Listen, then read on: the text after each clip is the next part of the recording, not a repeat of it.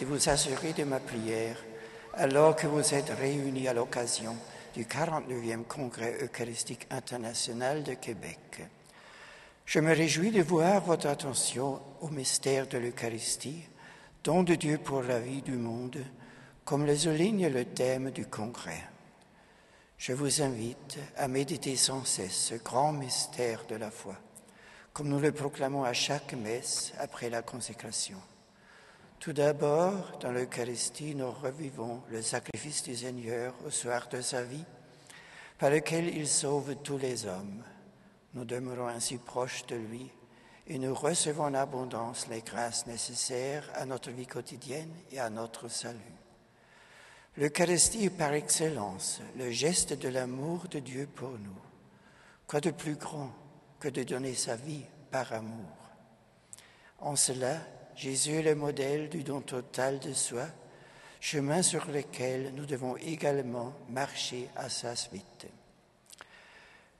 L'Eucharistie est aussi un modèle de démarche chrétienne qui doit façonner toute notre existence. C'est le Christ qui nous convoque pour nous rassembler, pour constituer l'Église et son corps au milieu du monde. Pour accéder aux deux tables de la parole et du pain, nous devons d'abord accueillir le pardon de Dieu, ce don qui nous relève sur notre route quotidienne, qui restaure en nous l'image divine et qui nous montre à quel point nous sommes aimés. Puis, comme au pharisien Simon, dans l'évangile de Luc, Jésus s'adresse sans cesse à nous par l'Écriture. J'ai quelque chose à te dire. En effet, toute parole de l'Écriture est pour nous une parole de vie qu'il nous faut écouter avec beaucoup d'attention. De manière toute particulière, l'Évangile constitue le cœur du message chrétien, la révélation totale des mystères divins. En son Fils, la parole faite chair, Dieu nous a tout dit. En son Fils, Dieu nous a révélé son visage de Père, un visage d'amour, d'espérance. Il nous a montré le chemin du bonheur et de la joie. Pendant la consécration, moment particulièrement fort de l'Eucharistie, parce que nous rappelons le sacrifice du Christ, vous êtes appelés à contempler le Seigneur Jésus, comme saint Thomas, mon Seigneur et mon Dieu. Après avoir reçu la parole de Dieu, après vous être nourris de son corps, laissez-vous transformer intérieurement et recevoir de lui votre mission. En effet, il vous envoie dans le monde pour être porteur de sa paix et témoin de son message d'amour.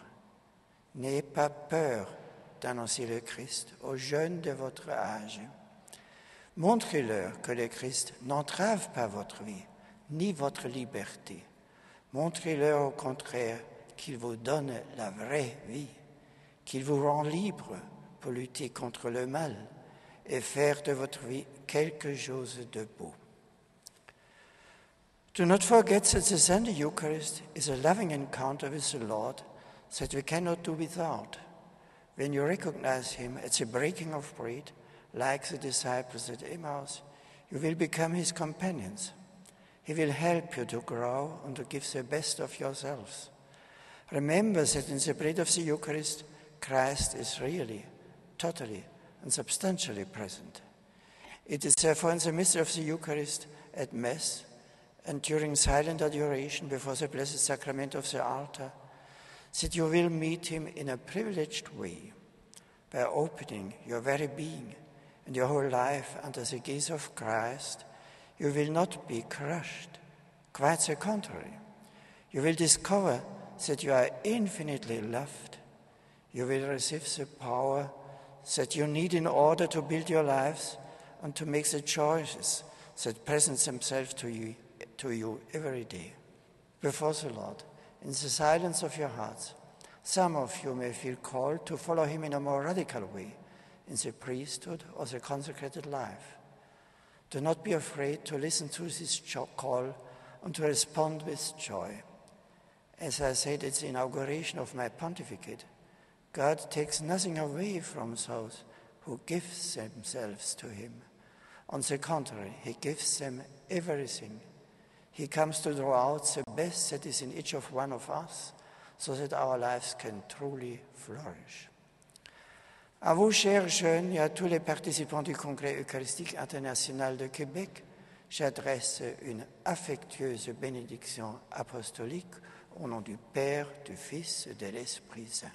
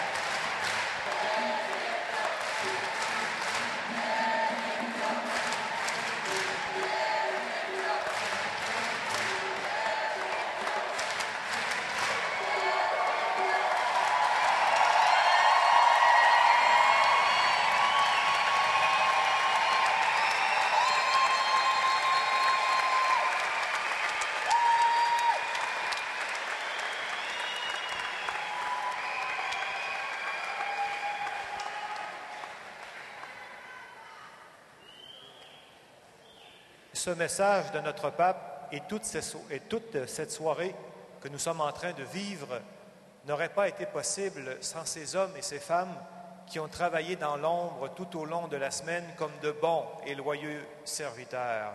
Merci beaucoup à toute l'équipe technique.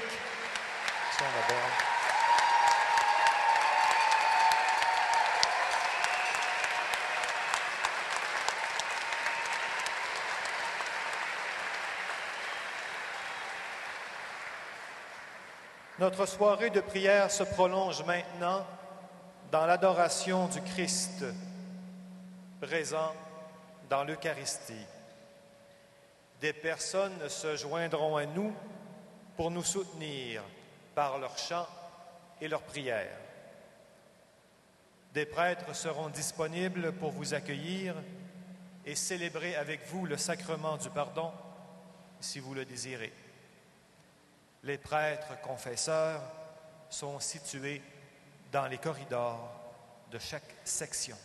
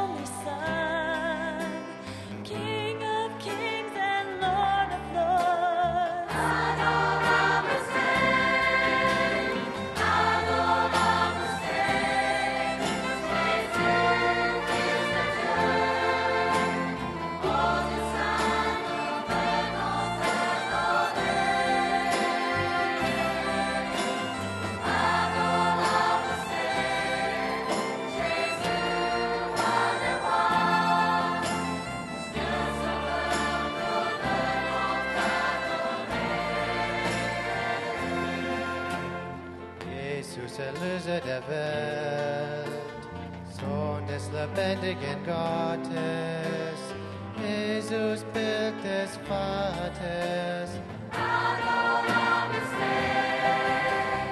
Jesus Gott und Mensch, Sohn der